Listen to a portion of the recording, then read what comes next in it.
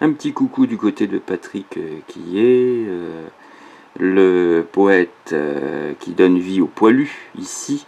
Et donc on peut voir évidemment la magnifique bibliothèque, magnifique, magnifique. Je vais en profiter pour lire un peu l'article. Une rencontre avec Patrick Quillet, habitant d'Aiglun, est toujours une expérience intense. Le poète cosmopolite et réceptif, âgé de 60 ans, ne laisse pas indifférent. Il est également compositeur, traducteur et professeur de littérature générale et comparée à l'université Côte d'Azur.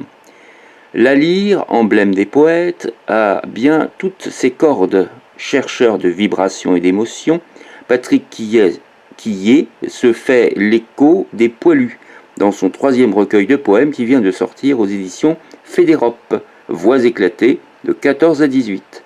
Sur les 408 pages, 30 sont consacrées à Aiglun, et d'autres le sont pour Cigales, village voisin.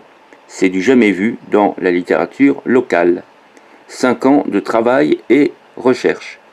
L'œuvre, savant mélange de vers épiques et d'histoire, est majeure pour la connaissance du patrimoine aiglenois et cigalois.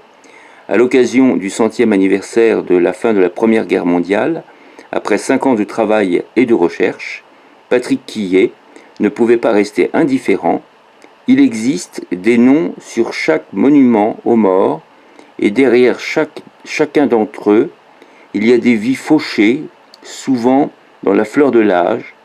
Je suis le relais des voix qui ont disparu brutalement, des voix qui ont existé.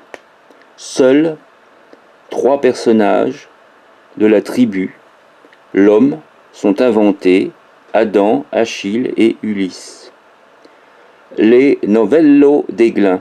Dans son recueil, il évoque notamment la famille Novello d'Aiglun, avec qui il entretient encore des liens. Le soldat fortuné est mort 3 jours avant l'armistice de 1918.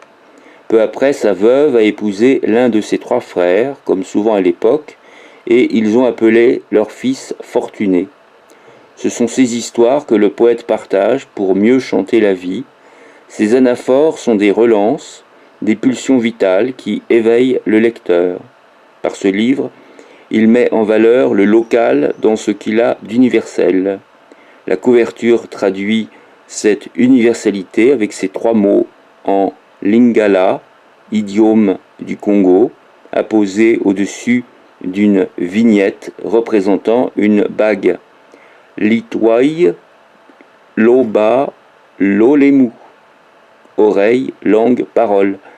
Cet été, l'auteur organisera des premières lectures à Aiglun ou Cigales avant de participer dans ces 2 villages aux cérémonies du 11 novembre. Le recueil se commande dans toutes les librairies ou sur le site de l'éditeur www.federop.com. Le lecteur passionné atteindra sûrement l'extase. Dernier mot de l'ouvrage. Article d'Anthony Salomon. Voilà. Et ici, lu en version audio par Cham.